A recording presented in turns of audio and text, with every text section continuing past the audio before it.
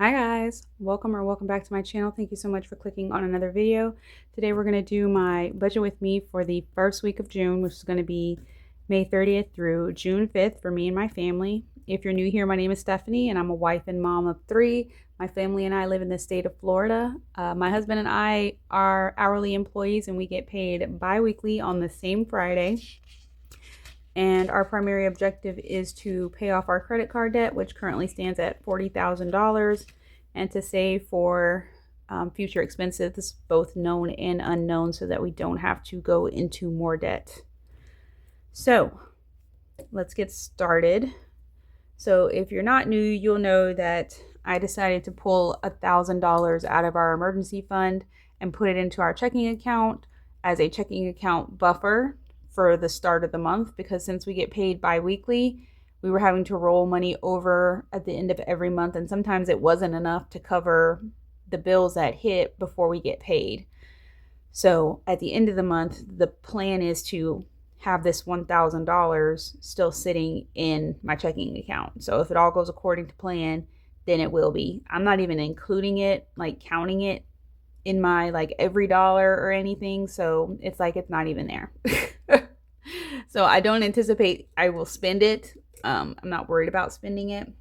I know some of you guys said that, if it was there that you definitely would. So we'll see if, I can do what I expect to do and not spend it, aside from it taking care of these expenses that we needed to take care of. But at the end of the month, the $1,000 should still be there. So that's the only income that we're anticipating for this first week. Let's go ahead and get into the bills. It is officially summer. So we don't have tuition anymore. We have summer camp fees. So Caleb and Bryson's summer camp we paid for in March, like upfront. We won't have like a fee every week for them, but Carter will have a fee. This first week of June, the boys' summer camp doesn't start yet. So Carter could go to summer camp, but since the big boys can't go to summer camp, I asked my sister if she would watch all 3 of them. Y'all pray for her. She doesn't have no kids. She's going to be watching about 3 wild boys Monday through Thursday of this upcoming week. And the only thing she asked for was $50 in gas, because she lives about an hour and a half away from me. So $50, I'm sure, is more than a tank of gas for her, which it wouldn't take a tank for her to get back and forth. But I was like, honey, that's fine. I tried to pay her more. She didn't want me to. So I was like, that's fine also. I'll take it. Thank you very much. So $50 of this summer camp fee is for my sister. And then $25, Carter's going to be going to one of our local Ys. And what I like about the Y summer camp program is you can sign up for every week. You can sign up for some weeks. You can sign up for every other week. You can sign up for just one week that you just happen to need care, and it's paid, on a weekly basis. So it's not like, like daycare where you pay regardless of whether you come and all of that stuff. Like, no, it's not like that. So what ended up happening was, before I knew that my sister would help me with childcare, I signed Carter up for every week over the summer, and they charged us $25 as a deposit for each week. So that was cool. And then I was talking to my sister. She's like, yeah, I'll help you out. I'll watch them for you some. Then me and Brian decided to take a week off in June and watch Carter. So that would save us money on the expenses, but we still have to pay that $25 deposit for the Y. Like, we don't get that money back, and I already paid for it. So $25 of this is the deposit portion for the week next week that Carter's not going to be actually going to the Y. So if he was actually going, it'd be $180. We already paid the $25 deposit, so we'd pay $155 or whatever the difference is between the deposit and the weekly charge. So we are still saving some money, but because I prepaid for like the whole summer, we are in essence losing some money. What I didn't want to happen was us not to get a spot. So I was afraid that if I went week by week and signed him up, like, it'd be full, he wouldn't have a spot, things like that. Like, it's easier for me to cancel, obviously, and let somebody else grab the spot that's on the wait list than it would be for me to you know, this week, try and get the week after next, and it be full. And then I'm scrambling. So it's worth $25 loss. So $75 for summer camp this week. Brian's life insurance is going to come out for $35.93. Our ViStar card payment is going to come out for $112, and then our AC warranty is going to come out for $19.95.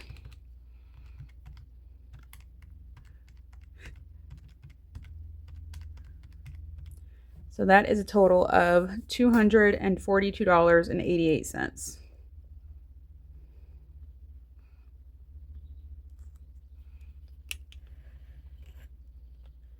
We'll subtract that from 1,000. So that leaves $757.12.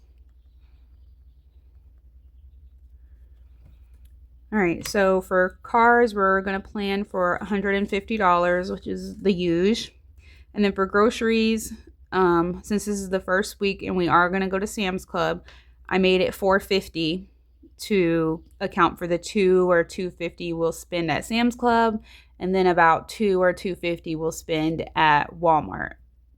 And then every week going forward, it'll be $250, and that'll give us the $1,200 for the month. So $150 plus $450 is $600.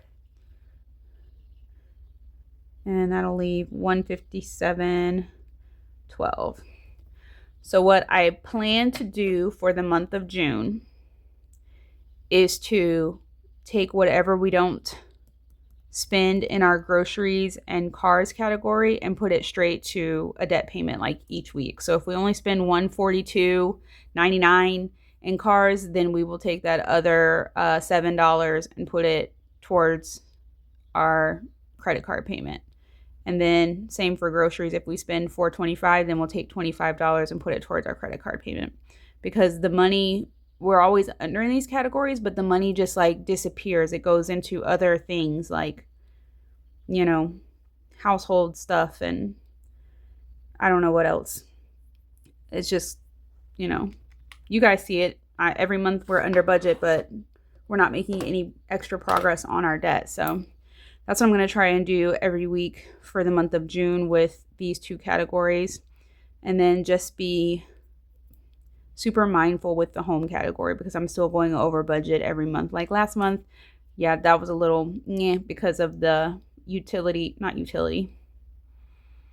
water softener repair and the gutter repair and the pool startup costs. Like we bought chlorine, but then we had to go get more chlorine and some chemicals because it wasn't right. But the pool is right now, so we should only have to buy chlorine, which to fill the 4 jugs should be like $40-some, about $40. And then I want to get that filter for under the sink in our kitchen. And I have a gift card for Amazon, so that will help it stay under budget. So that's all I'm going to plan to buy for the month out of the home category is chlorine and that water filter. And anything else that comes up, like if it can wait, it's going to have to wait. If it can't wait, then, I mean, it's going to have to be like, we have to have it, you know? Like, I'm going to try so hard to not go over budget in home this month. So that's going to do it for this paycheck budget with me, or budget with me, for the first week of June. I hope you guys' summer is off to a great start. Be sure to give this video a thumbs up and subscribe if you haven't already, and I will see you guys in my next one. Bye.